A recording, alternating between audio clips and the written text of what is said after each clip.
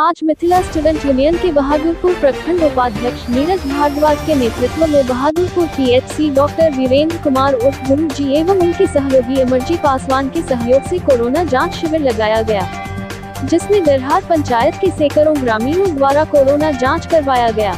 नीरज भारद्वाज ने बताया कि कोरोना पॉजिटिव होने से लोगों को घबराने की आवश्यकता नहीं है, मन में हमेशा सकारात्मक विचार उत्पन्न करके रहना है।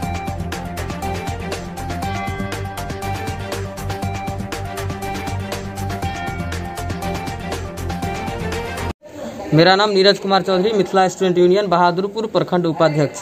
मेरा गांव दरहार है और दरहार में पिछले कई दिनों से मैं देख रहा हूं कि अभी तक 2 मौतें हो चुकी है कोरोना को लेकर के। इस कोरोना को देखते हुए मैंने अपने गांव में इस कोरोना के हालात को देखते हुए मैंने अपने गांव में एक जांच शिविर लगवाने का कोशिश किया और जांच शिविर लगवा के आज मैंने अपने गाँव के सैकड़ों आदमी का कोरोना जाँच करवाया, जिसमें कई लोग निगेटिव आए हैं, 1 आध लोग पॉजिटिव आए हैं।